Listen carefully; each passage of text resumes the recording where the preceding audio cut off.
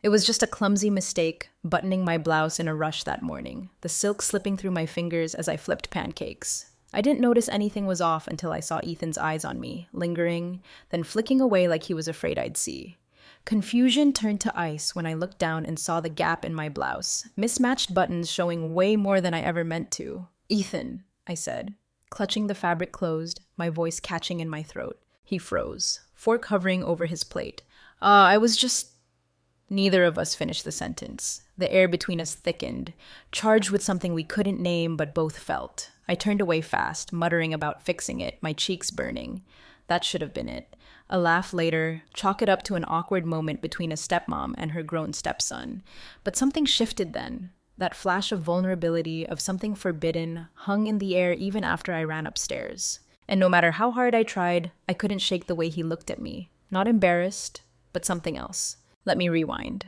I'm Sarah, and I've been married to Richard Everett for 15 years. A man swimming in wealth and ambition, but always a stranger to me. Richard controls everything, his company, his image, even our life together, with a surgeon's precision. But in our marriage, control left no room for warmth. Maybe it's my age, maybe his obsession with work, maybe we just drifted. But somewhere along the line, I became invisible to him. When Ethan came back a few months ago, I didn't think much of it. Richard's son from his first marriage, a kid of privilege, boarding schools, rare holiday visits. At 25, he was sharp, smart, with a quiet confidence that was both disarming and a little intimidating. He quit some high-powered job in the city, burnout, he called it, and moved back to our penthouse temporarily, figuring things out. I didn't expect him to shake up our carefully balanced life. But Ethan wasn't the awkward teen I remembered. He was a man now, and he looked at me with a curiosity that made me feel seen, something Richard hadn't done in years. At first, I brushed it off, told myself I was imagining things, his glances harmless. But that breakfast, when I caught him staring, I knew it wasn't just me. I didn't know what to do with the tension that settled between us. His gaze followed me all day, and when I looked in the mirror, I saw myself different. Less the aging housewife Richard treated me as, more like a woman who could still turn heads. But what scared me wasn't how Ethan looked at me. It was how I found myself looking back. After that morning, things in the apartment shifted. Not suddenly, more like a slow turn of a wheel, but undeniable. Ethan's presence lingered in a way it hadn't before. I'd catch him watching me when he thought I wasn't looking, his gaze steady, not leering. It wasn't what he did, it was how it made me feel. I tried to tell myself I was imagining it. He was my stepson, for God's sake, a man I'd known since he was a kid. But the truth was, Ethan wasn't that boy anymore. Broad shoulders, sharp features, and a quiet intensity that was impossible to ignore. Richard, of course, was clueless. Always working, always distracted by some deal. When he was home, he barely spoke to either of us. Most evenings, Ethan and I were alone in the apartment, passing in the kitchen, sharing a few words in the living room. One evening, a week after the blouse incident, I was in the kitchen making dinner. The apartment was quiet, just the hum of the fridge and the knife chopping vegetables. Ethan walked in, hair damp from the shower, wearing a fitted gray t-shirt and jeans. "Smells good," he said, leaning against the counter. "Just something simple," I replied, eyes on the cutting board. "You're always cooking?" he said. "Ever take a break?" I laughed softly, shaking my head. "Not much else to do around here?" "You could let me cook sometime," he offered, a small smile. I raised an eyebrow, glancing at him. "You cook?" "I know my way around a kitchen," he said, feigning offense. "What, you don't think I'm capable?" "I think you've spent too many years ordering takeout in the city," I teased, feeling warmth rise in my chest. Ethan stepped closer, his eyes locked on mine. "Try me," he said, voice low. For a moment, I froze. The air between us crackled, like before a flame. Then I turned back to the cutting board, laughing nervously. "Fine, you're on dinner duty tomorrow. Deal?" "Deal," he said, voice soft but sure. The next night, Ethan kept his word. I stayed in the dining room, sipping wine, while he worked. Garlic and herbs filled the air, and when he brought out the plates, I was genuinely impressed. "This is actually good," I said, taking a bite.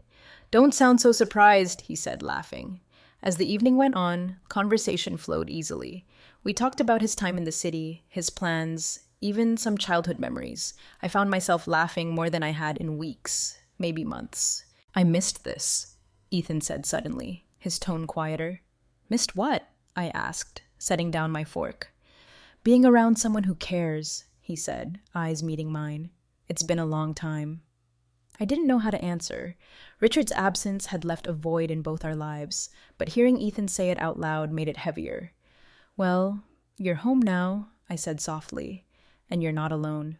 The first real escalation came a few nights later. Richard was away, and I was in the living room with a book and tea. Ethan came in, hair tousled, hoodie and sweatpants. He hesitated in the doorway before sitting across from me. Couldn't sleep? I asked. He shook his head. Too much on my mind. Silence for a moment, rain outside filling the room. Can I ask you something? Ethan said finally. Of course, I replied, closing my book. Do you ever feel like you've wasted time? He asked, voice soft. I blinked, surprised. What do you mean? He looked down at his hands, brow furrowed. Like you've spent years doing what you thought you were supposed to, only to realize it wasn't what you wanted. I swallowed hard. His words hit too close to home. All the time, I said quietly. Ethan looked up, eyes searching mine. How do you fix it? I don't know, I admitted. Still figuring it out myself. His gaze lingered and my pulse quickened. Sarah, he said, voice barely a whisper. Yes? He hesitated, jaw tightening, like holding something back. Then he shook his head, a small, bitter smile. Never mind. Before I could press him, he stood and left, leaving me alone with the storm outside and the storm building inside me. After that night, things became more complicated. Ethan found excuses to be near me. Groceries, fixing things, even joining my morning walks in Central Park. Each interaction felt charged, like we were dancing around a truth neither of us was ready to say. One afternoon, rearranging the bookshelf in the study, Ethan came in with a ladder. Maria said a light bulb's out, he said, pointing to the ceiling. Thanks, I said, stepping aside as he set it up. I watched him climb, movements confident. At the top, he glanced down and smiled. You're staring. I flushed, looking away. Just making sure you don't fall. Uh-huh, he said, laughing softly. As he climbed down, his hand brushed mine, and I felt that jolt again. For a moment, neither of us moved. Ethan, I started, but he cut me off. Sarah, he said, voice steady and tense. I think we both know what this is. I stepped back, heart pounding. You're imagining things. Am I? He asked, gaze unwavering. I didn't answer. I turned and walked out, mind racing. The tension was impossible to ignore. Every glance, touch, word carried a weight that threatened to crush us. And as much as I fought it, I couldn't deny the truth. I wasn't imagining it. Ethan wasn't just my stepson. He was the first person in years who made me feel alive, and that terrified me. Richard left for another trip on a rainy Friday. His usual goodbye was emotionless. Handle the accounts, before walking out with his suitcase. Watching him go, I felt a hollow relief. His absence was a reprieve, but it also left me vulnerable. Ethan was in the garage, tinkering with an old bike Richard wanted to sell. I found him wiping his hands, face smudged with grease. Busy, I said, leaning against the doorframe. He glanced up, lips curving into a smile. Better than doing nothing.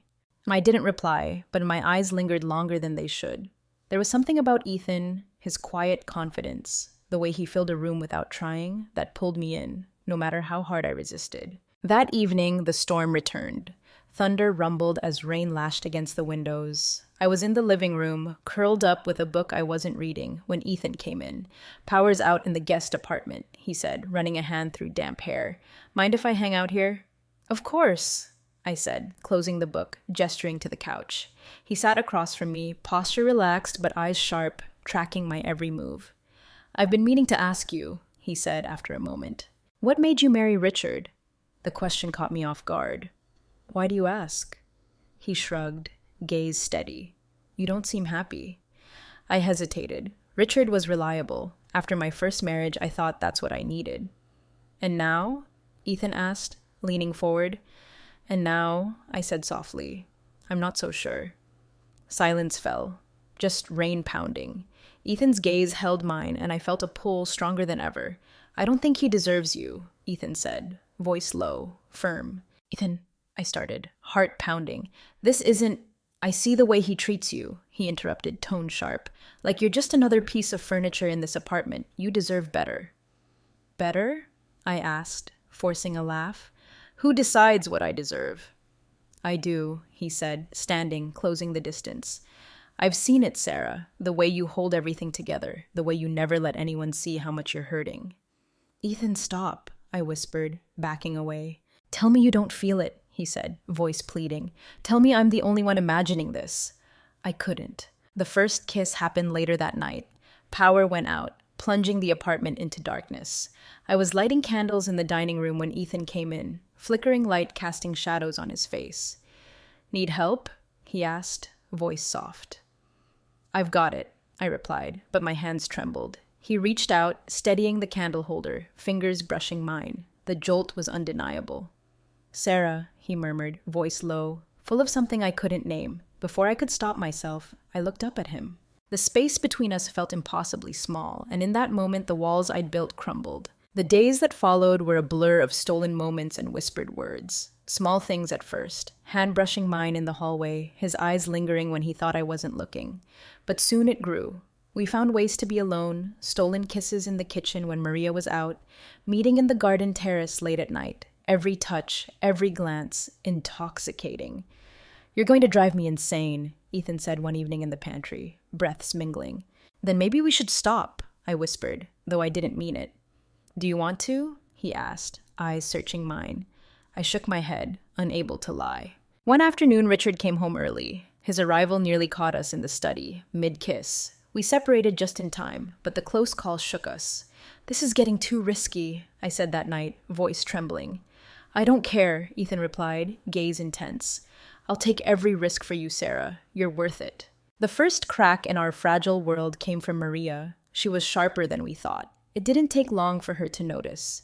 Ethan lingering too long in the kitchen, me avoiding Richard's touch. One afternoon, folding laundry in the guest room, Maria came in, unannounced, expression unreadable. Mrs. Everett, she said, tone careful, is everything all right? Of course, I replied quickly, forcing a smile. Why? She hesitated, then nodded. Just wondering, you seem distracted lately. I knew she suspected something. Ethan and I tried to be more careful, but the tension only grew. Every glance, every touch felt like a risk, but we couldn't stop. One evening in the garden terrace, Ethan turned to me, serious. I'm tired of hiding, he said. Ethan, we don't have a choice, I replied, voice shaking. Yes, we do, he said. We can leave, start over somewhere else. Leave? I repeated, stunned. He nodded. Richard doesn't deserve you, Sarah. We can have a life together, a real one.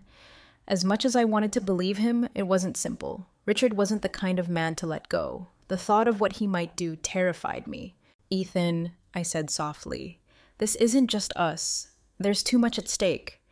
I don't care, he said, voice firm. I'll do whatever it takes to be with you. The storm we'd been outrunning finally hit. Maria came to me, expression serious. Mrs. Everett, she said, I think you should know someone's watching the apartment. My blood ran cold. What do you mean? There's a man, she said. He's been parked down the street for hours. I saw him watching Ethan earlier. The walls closed in. The world Ethan and I built threatened to collapse. What do we do? I whispered, voice trembling. Maria hesitated. You need to be careful, Mrs. Everett. This could ruin everything. Later that night, Ethan and I stood in the garden terrace, Maria's warning heavy between us. Do you think it's Richard? I asked, voice barely audible. Ethan's jaw tightened. If it is, we'll deal with him. As much as I wanted to believe him, I felt the storm was just beginning, and when it broke, it would leave nothing untouched. The man watching the apartment wasn't Richard, but his arrival set everything in motion. Ethan dismissed Maria's warning at first, chalking it up to her being nosy, but I couldn't shake the feeling of doom. We'd been careful, or I thought we had, but secrets always slip out. It was only a matter of time. A few days later, the first crack appeared. I was in the study, sorting paperwork, when I found an envelope tucked under Richard's documents. Return address. A private investigator. Hands trembling, I opened it. Papers inside confirmed my worst fears. Bank statements, wire transfers, property deeds, all in my name. Richard had been funneling money offshore, using me as the legal owner, shielding himself from liability. If it was discovered, I'd be the fall guy. I sank into the chair, heart pounding. This wasn't just about Ethan and me. Richard was setting me up. If I didn't act fast, I'd go down for his crimes. That evening, I told Ethan. He's been using you, Ethan said, pacing, fists clenched. Bastard! I knew he was, but this... Jaw tightened. He's always been careful, I said, voice shaking. But it's calculated. He's setting me up. Ethan stopped, turned to me, expression hard. Then we expose him. It's not that simple, I said. If we go to the authorities, they'll look at everything, including us. If they find out about us? Ethan interrupted, voice sharp. So? Tears stung my eyes. We're not just risking ourselves, Ethan. We're risking everything. He knelt, taking my hands. We'll figure this out. I won't let him destroy you. His words were comfort, but didn't change the reality. Richard wasn't just my husband. He was a man with power and resources. If he suspected anything, he'd stop at nothing to ruin me. Next day, Maria confronted me in the kitchen. Mrs. Everett, she began, tone serious. We need to talk. I sat down the mug, bracing myself. What is it, Maria? It's about Ethan, she said, voice lowering. And you. Stomach dropped. What are you talking about? I'm not blind, she said, crossing arms. I've seen the way he looks at you, the way you look at him. I opened my mouth to deny it, but she held up a hand. Save it. I'm not here to judge. But you need to know, Richard suspects something, and if he finds out... Her words hung, heavy with implication. What do you want from me, Maria? I asked, voice trembling. She hesitated. I want to help you, but if I'm going to stick my neck out, I need to know you're not going to drag me down. I stared, unsure. Maria had been with Richard long before me, but now she was offering something unexpected, an ally. Later in the garden terrace, I told Ethan about Maria's warning. She knows, I said, voice barely whisper. Ethan frowned, hands tightening around his glass. What does she want? To protect herself, I said. She's loyal to Richard, but not stupid. If this blows up, she doesn't want to be caught. Ethan leaned back, jaw tightening. We can't trust her. We don't have a choice, I said. She knows too much. Silence fell. The weight of what we were doing, what we'd done, suffocating. Maybe she's right, I said finally. About what? Ethan asked, tone sharp. About ending this, I said, voice breaking. It's only a matter of time before Richard finds out, and when he does... Ethan stood abruptly, chair scraping stone. No, he said, voice firm. I won't lose you, Sarah. Not to him. Ethan, this isn't just us, I said, standing. If Richard finds out, he'll destroy everything. Then we destroy him first, Ethan said, eyes blazing. Next twist, next morning, in the dining room, flipping through mail, another envelope. Not from a private investigator, from Maria. Inside, a note. Richard's planning something. Be ready. Hand shook as I read. Be ready for what? That night, Richard came home unexpectedly. Calmness that put me on edge, eyes sharp, looking around. Something wrong? I asked, forcing a smile. He shrugged, setting down briefcase. Just thought I'd spend time at home. Is that unusual? Yes, I thought, but didn't say it. Ethan appeared moments later, expression unreadable. Ethan, Richard said, tone flat. We need to talk. Stomach dropped as Richard gestured Ethan to the study. Muffled argument followed, voices rising and falling. I know what you've been doing, Richard said, cold tone. You don't know anything, Ethan replied, sharp. Don't lie, Richard spat. Think I haven't seen? The way you act around her, the way she acts around you. Pause. Then Ethan said, You don't deserve her. Richard laughed bitterly. And you think you do? You're nothing but a spoiled brat playing games. You don't understand. I stepped in before it escalated. Stop it, I said, voice trembling. Richard turned, eyes narrowing. Ah, here she is. Woman of the hour. Richard, please, I said, don't do this. Do what? He asked, mocking. Acknowledge my wife and son sneaking around behind my back? It's not what you think, I said quickly. He held up hands, silencing me. Save it. I've made up my mind. Next hours, a blur. Richard retreated to office, slamming door. Ethan and I in living room picking up pieces. What do we do now? I asked, voice shaking. Ethan leaned forward, elbows on knees. We leave tonight. Don't wait for him to move. Go where? I asked, tears stinging. He'll find us, Ethan. He always does. Not this time, Ethan said firmly. I've made arrangements. We can disappear. I wanted to believe, but leaving everything, my home, my life, impossible. Breaking point hours later. Bedroom, packing small bag. Crash downstairs. Heart raced, ran to living room. Ethan and Richard arguing, heated. "Think you can run off with her?" Richard shouted, rage. "I'm not running," Ethan replied, steady voice. "I'm saving her from you." Richard lunged, fist connecting with Ethan's jaw. Ethan stumbled, recovered, grabbed Richard's collar, shoved him against wall. "Stop it!" I screamed, stepping between them. Richard pushed Ethan away, chest heaving, straightened shirt. "This isn't over," he said, low, menacing. "You'll regret this, both of you." That night, Ethan and I left. Bag of clothes, essentials. Driving away, weight of everything left behind.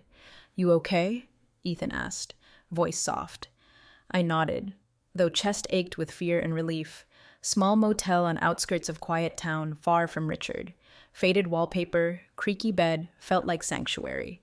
Sitting on bed, Ethan took my hand, fingers lacing through mine. "We'll figure this out," he said, steady voice. "I don't know if we can," I replied, tears streaming. He cupped my face, eyes with determination and tenderness. "I promise you, Sarah, we'll make this work, no matter what." Next morning, woke to Ethan by window, gaze fixed on horizon.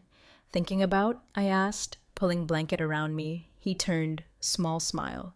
"The future. For the first time, it feels like we actually have one," I said softly. He nodded, stood, walked to me. "We do, and it's ours to build." Pulling me into his arms, flicker of hope. Road ahead wouldn't be easy, but for the first time in years, I felt like I was where I was meant to be. And for now, that was enough.